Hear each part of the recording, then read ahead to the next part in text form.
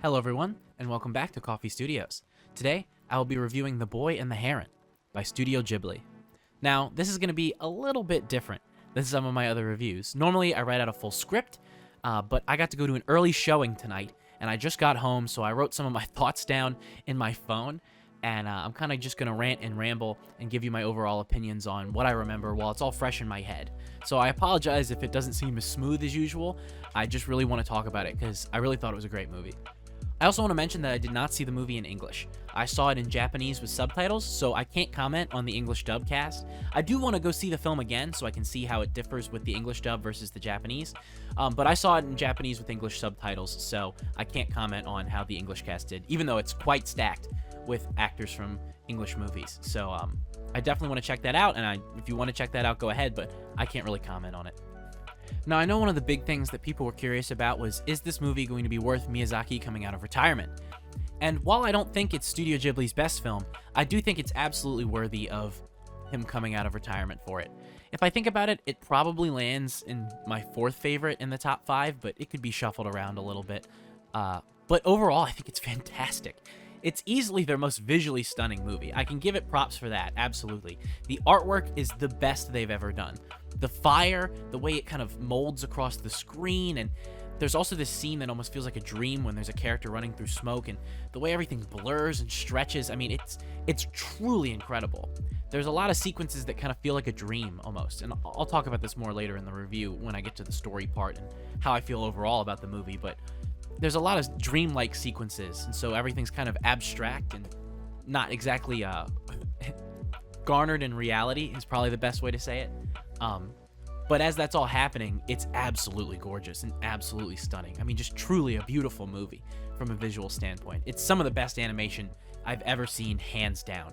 It really is like looking at artwork. It feels more like looking at artwork that just happens to be moving than it does looking at a movie. It's truly stunning. While I'm on the topic of artwork, I would definitely like to discuss that there's some interesting characters throughout this movie. There's that patented Ghibli cuteness that I'm probably sure a lot of people go to these movies for. There's these little white guys who kind of float around. They're like little balls, and they're so incredibly cute. They're I can see the plushes scattered across people's houses right now. I can just see it in my head. And I thought they were absolutely adorable. But also on the flip side, there's a lot of art that I would almost say is kind of disturbing in this movie. Similar to kind of some of the creatures from Princess Mononoke, but almost a little more disturbing. It's kind of cool, actually. It's a great dichotomy between these really cute creatures that are in the movie and these really disturbing other moments, like with some of the birds and stuff like that. It's really interesting to see. Miyazaki has this range of artwork throughout the film. There's, really serious artwork. There's really realistic. There's really adorable, really disturbing. The whole 9 yards. It's cool to see their artistic range, I guess is a good way to say it. The creativity is clearly present and sparkling throughout the movie. It's awesome. Now, I'd like to apologize in advance if I butcher anyone's names, but I definitely wanted to talk about some of the Japanese voice actors because there was a couple who did a really great job. Particularly, I think Masaki Suda did a really good job as the Grey Heron. His animation is kind of monstrous and mythological. He sort of moves like a heron, obviously, but has these moments where he'll twist and morph, and you realize that, oh, he is a heron, but there's something going on here. He's not exactly what you think he is, and his character's played out that way too. Can you trust him? Is he a liar? Is he leading Mahito into oblivion? Who knows? And the audience doesn't know either, and you're following along with Mahito on this journey, and I don't think it would have been the same without Masaki Suda's performance. He really does a great job, and he embodies that character fully. It's really impressive.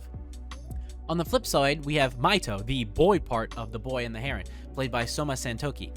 He does a great job as well, but his performance is a little more subtle, but I think it deserves praise just as much. To play a stoic character and know when to let those emotions come through the cracks is quite a challenging thing to do, and he does it with grace. He does an absolutely great job portraying a young boy trying to deal with his emotions and deal with growing up, and all while traveling on this multi-dimensional almost journey with this heron. He does a great job as well, and it's worth mentioning that he plays the straight man to the heron's sort of, I forget the analogy, but where the heron is this crazy, over-the-top, kind of character, Mahito's stern stoicness plays it out very well, and I think he does a great job. The last standout character I wanted to mention was Aimyon's Himi. I can't get into her too much because we start to get into spoiler territory, but I think it's worth mentioning she's this young girl with supernatural powers. She does a great job at playing this kind of young, eccentric girl wise beyond her years. That's really all I can get into without getting into spoilers, but shout out to her. She does a great job as well. Now, as for the story, no spoilers, don't worry. I'll talk about it generally, but the one thing I wrote down in my phone was emotional resonance, emotionally resonant. The story is deeply emotional, and I would say that's its strongest thing it has going for it. I watched the movie, and I teared up a few times, and it really hits you right here. It's a very emotional tale, but that also means that it's a little bit confusing at times. It tries to be artistic over everything else. It has an artistic vision. It has a message it wants to get across, visually, stunningly, almost like a dream. I kind of wrote down like, how would I say it? You know how sometimes when you have a dream, and that dream reflects reality, it reflects things that actually happened in your day, but it's mixed in with visions of other things and other thoughts or, previous memories. You're reflecting your real life inside of your mind as you have a dream. This movie feels that way at times, where it feels like a jumble of Mahito's emotions, thoughts, visions, real-life events, but then at the same time, much like a dream, it can be kind of hard to follow.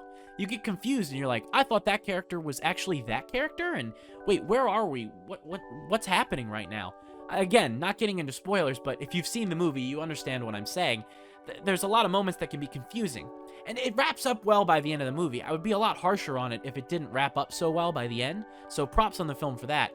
But I definitely think that it could have been a little more clean at times, where it would have been less confusing for the audience and a little easier to understand, while still not losing that artistic resonance that it does so well. I think to wrap things up, the best way I can do it is talk about two overall themes and feelings I had leaving the movie. One of which is that humans try all the time to make things, just like how I'm making this video. And they try to make them perfect, absolutely stunning, pristine. And yet we always sort of tarnish them somehow. We miss a little edit here and there, or we make a little mistake that no one else would notice, but we would. And we look at this as a teardown, an awful thing about what we've done. Oh, we were so close to perfection and we fell short.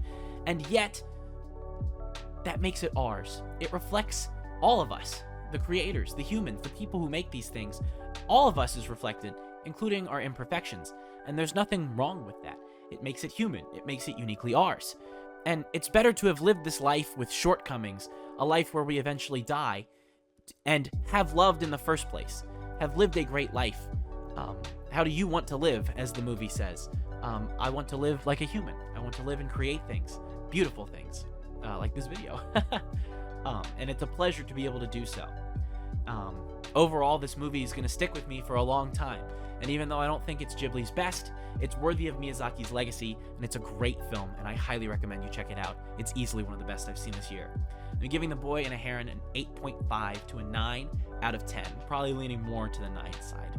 It's a beautiful movie, it's truly a piece of art overall, and I utterly loved it. Please go check it out, and please check out the other Ghibli films if you haven't seen them. They're an amazing studio, and we're blessed to live in a time where we get to see all of their amazing movies. If you enjoyed this video and want to see more of what I do overall, I review movies, TV series, video games. I might even start doing comics. I also stream on Twitch, which I have linked in the description, and I make electronic music, which is also linked in the description. So please check that out. Superlunary for the music, COFY on Twitch. I really have a great time making all this stuff for you guys. This channel's grown a lot in the last just week. I mean, 8 days ago, I think, I said, hey, I'm so happy to have 50 subscribers. It's just fun being able to talk about this stuff. At the time of recording this, I'm at 725.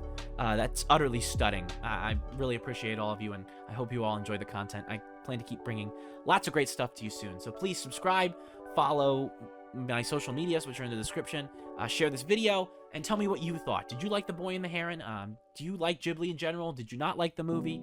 Let me know. I love talking to people in the comments. It's one of the best things about doing this. I love communicating and talking about art with people, and this is just really fun. So thank you all for watching so much, and I hope to bring you lots of comforting videos in the future. So thank you so much. Catch you on the flip side. Peace and love.